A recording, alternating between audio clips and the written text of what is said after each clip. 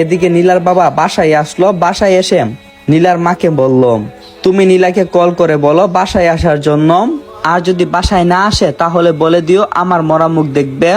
তখন নীলার মা বলল, তুমি এসব কি বলছো, এভাবে কেন বলছো? আচ্ছা ঠিক আছে, আমি নীলাকে কল করছি। তারপর নীলার মা নীলাকে কল করলো, কিন্তু কল ধরলো না নীলা। তারপর নীলার মা আবারও কল করলাম। তারপর নীলা কলটা ধরলাম। কলটা ধরার মাত্রই নীলার মা বলে উঠল, মা তুই এখন কোথায়? এখন বাসায় আই। তোর বাবা বলছে তুই যদি বাসায় এখন না আসিস তাহলে তোর বাবার মরামুখ দেখবি। নীলা কথাটা শোনা মাত্রই যেন তো হয়ে যায়, সবকিছু মাথার উপর চেপে বসেছে। তখন সে কি করবে কিছুই বুঝে উঠতে পারছে না। তারপর নীলা মনে মনে ভাবল, আচ্ছা আমি যাই, বাসায় গিয়ে আগে বাবাকে বুঝাই, তারপর না হয় আবারও সাজ্জাদের কাছে আসব। এই চিন্তা করে নীলা সেখান থেকে বাসার উদ্দেশ্যে রওনা হলো। এদিকে নীলার বাবার মাথায় একটাই বুদ্ধি, নীলা বাসায় আসা মাত্রই নীলাকে আর কখনো ওর কাছে ফিরে যেতে দেবে না, এবং কি তাদের বাসাটাও চেঞ্জ করে ফেলবে আর অন্য কোথাও চলে যাবে। অন্যদিকে মাইশা কখন থেকে রাস্তার ওই পারে দাঁড়িয়ে আছে, কিন্তু সাইমনের আসার কোনো খবর নেই। অনেকটাই সময় দাঁড়িয়ে আছে। তখন সাইমনকে কল করলাম। কলটা ধরা মাত্রই মাইশা বলল, এতক্ষণ কি করছেন? তখন সাইমন বলল, আমি এসে গেছি, আমি আপনাকে দেখতে পেয়েছি, আপনি 1 মিনিট দাঁড়ান, আমি আসছি। তারপর সাইমন সেখানে গেল, গিয়ে মাইশাকে বলল চলুন। তখন মাইশা বলল, এভাবে যাব নাকি? আপনি কি জানেন না রুগী দেখতে গেলে যে হাতে কোনো কিছু নিয়ে যেতে হয়, খালি হাতে কি করে যাব? আপনার না আসলে মাথায় কিছুই নেই। কথাটা শুনে সাইমন মনে মনে ভাবলাম, বাহ মেয়েটা তো খুব কেয়ারিং।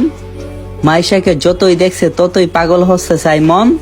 তারপর আর কি, দোকানে গিয়ে কিছু ফল নিল। মাইশা যখন টাকা দিতে যাবে সাইমন টাকা দিয়ে দিল। মাইশা বলল, না আপনি কেন টাকা দেবেন? তখন সাইমন বলল, দেই না, সমস্যা কোথায়? তখন মাইশা বলল, আপনি যখন টাকা দিচ্ছেন তাহলে আপনি নেন, আর আমার টাকা দিয়ে আমি নেব। এই বলে ঝগড়াটে মাইশা আবারও ফলের জন্য দোকানদারকে বলল। তারপর তারা দুইজনে অনেকক্ষণ ঝগড়া করে হাসপাতালের উদ্দেশ্যে রওনা হলাম। সাজ্জাদের জ্ঞান ফিরছে। সাজ্জাদ কিছু বলতে চাই, মনে হচ্ছে ও কাউকে খুঁজছে। ডাক্তার তখন বলল, এই যে আপনাদের রোগী কাকে যেন খুঁজছেন, এদিকে আসম। ডাক্তার তখন বলল, তোমার কেমন লাগছে এখন? সাজ্জাদ বলল, এই তো আলহামদুলিল্লাহ ভালোই, আমার খুব ভালো লাগছে। আচ্ছা শুনো, নীলা কোথায়? আমি নীলাকে দেখব। নীলয় তখন বলল, নীলা তো এখানে নেই, ও মনে হয় চলে গিয়েছে। অনেকক্ষণ তো অপেক্ষা করছিলাম, কিন্তু কোনো কিছু না বলে কোথায় গেল? নীলয় তখন সাজ্জাদকে বলল, তোর সাথে একটা কথা বলার ছিল, প্লিজ তুই কিছু মনে করিস না। তখন সাজ্জাদ বলল, আচ্ছা আমি রাগ করব না, আর বল কি হয়েছে? নীলয় তখন বলল, আমি তোর এই অবস্থা দেখে তোর বাবাকে এখানে আসতে বলছিলাম, ওনারা এখানে এসেছে। সাজ্জাদ তখন বলল, তুই ভালো করে জানিস আমি ওনাদেরকে দেখতে চাই না, দরকার হলে আমার মৃত্যু হোক, তাও আমি কাউকে আমার মুখ দেখাবো না, তুই এখন ওনাদেরকে যেতে বল। নীলয় তখন বলল, যখন ওনারা এসেছে একবার তোকে দেখে যাক, তারপর না হয় ওনারা এখান থেকে চলে যাবে। হাজার হোক ওনারা হলো তোর বাবা মা, আমি বুঝতে পারছি তাদের উপর তোর কত রাগ আর কত অভিমান আছে।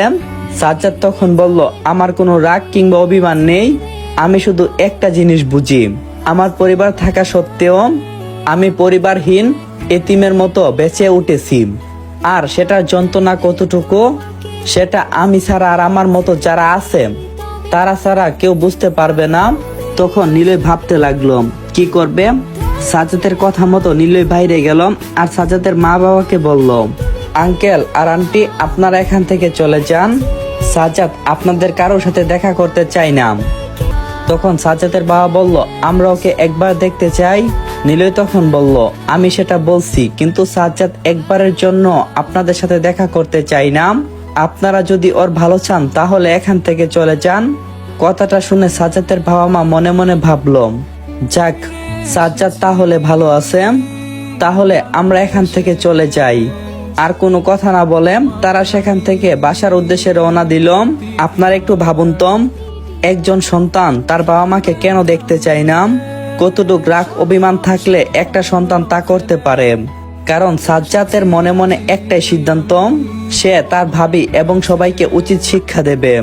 আর যেদিন সে এসব করতে পারবে সেদিন সবাইকেই ক্ষমা করে দেবে, তার আগ পর্যন্ত কোনো কিছুই হবে না। আর এখন যাই মাইশার কাছে। আপনারা হয়তো ভাবছেন গল্পের মাঝে মাইশা কোথা থেকে আসলো। আসলে এই গল্পের জন্য একটা হিরোইন দরকার ছিল, তাই আমি টিকটকের মাঝে অনেকবার অ্যাড দিয়েছিলাম যে কোনো একটা নাম সিলেক্ট করে দেওয়ার জন্য।